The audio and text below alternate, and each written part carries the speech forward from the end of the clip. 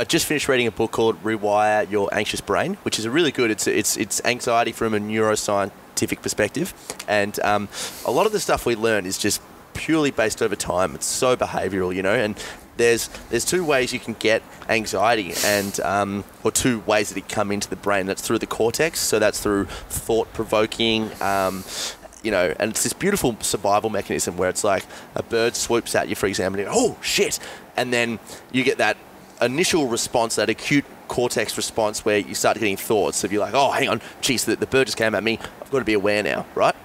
And so those thoughts become associated in the amygdala with behaviour. So the amygdala, which are like these two little almond things on either side, they refer to it as one, but they're these two on either side of the brain, left and right hemisphere.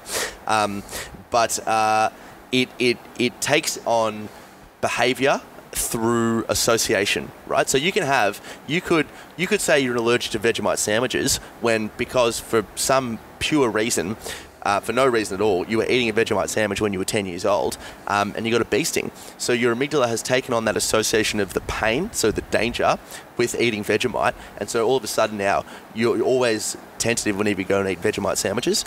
But everything about this understanding, number one, just coincides completely with what we're saying, is that everything of who we are is through learnt patterns. And it just made me think that it's so easy for us to get things now. We don't have to learn how to eat meat. We don't have to learn how to do this. There's a YouTube tutorial for everything. Where, I mean, how else do you get a sense of fulfillment without achieving difficult tasks? Because it's ingrained within us. In this materialistic world, it's a different thing now. It's now about acquiring wealth and power.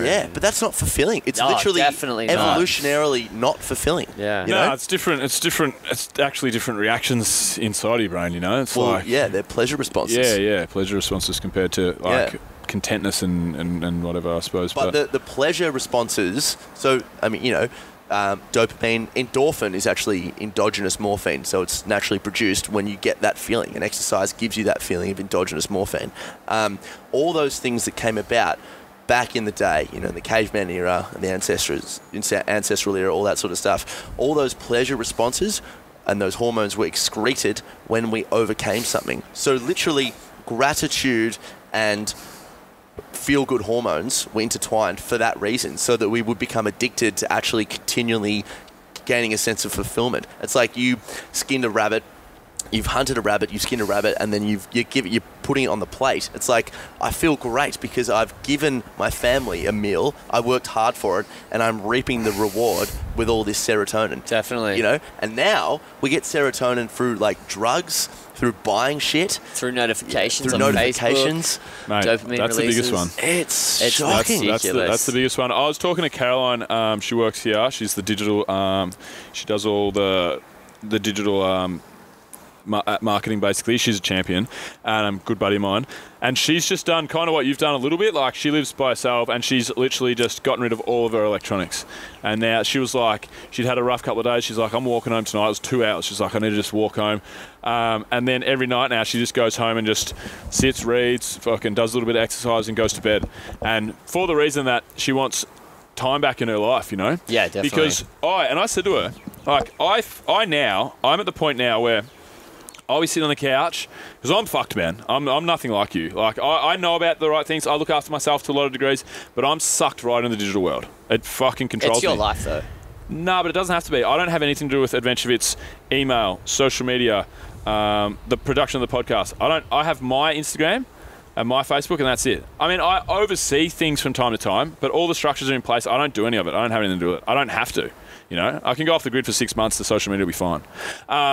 So it's a stalking problem. I have to do that. Yeah. I have to do that. I do our advertising, Facebook ads and stuff, the back end of Facebook, But I sit there on the phone, and I mentioned this to Caroline.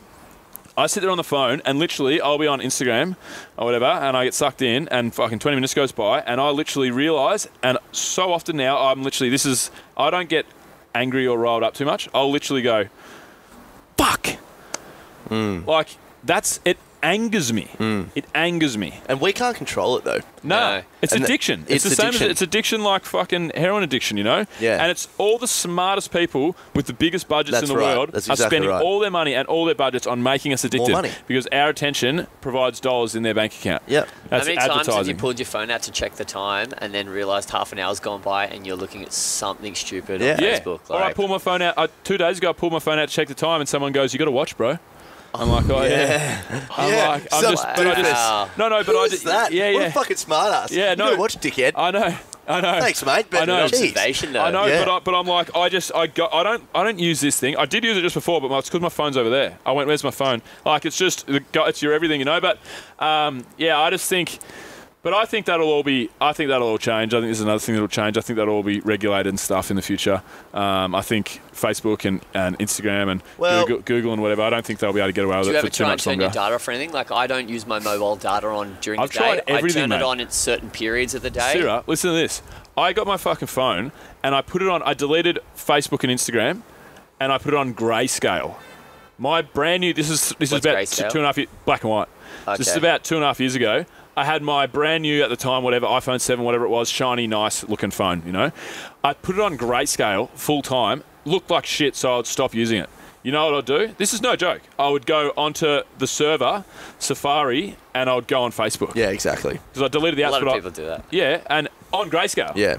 And then I've deleted the apps, and I used to send, for my personal Instagram, I used to send one of my guys in the Philippines, I used to send him a photo and the copy. Here's a photo, here's a copy. On Slack, which is not a social media, it's just a communication channel. Yeah. Post this for me. Did that for like 3 or 4 months, back on it. I've done copious amounts of different things to try and get away from it, and I can't. But I think, and maybe I will, but I think it'll be, and I've said this so many times, I think I've said it on the podcast heaps, but I think it'll be like cigarettes, you know? Cigarettes, nobody knew how bad they were for you. Everyone was happy to smoke. And now, you know, cigarettes are fucking nearly banned everywhere. They have warning labels. I think social media will have a warning label in 10 years. Phones will.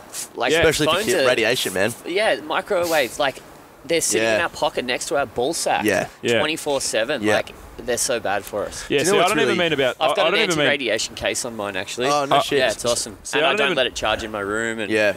Yeah, I don't even mean like that, the radiation or whatever. I just mean the addiction to your phone and the wasting your time, but the depression that comes with that. Because, and I'm sure I've said this on the podcast, so forgive me, you know, if you've heard me say this before. But cigarettes were great, no worries. We thought, or, you know, people thought they were great, and then we figured out helped with asthma. we figured out that they cause cancer, which kills people. So now they're regulated, and there's warning labels, and people are getting away from it.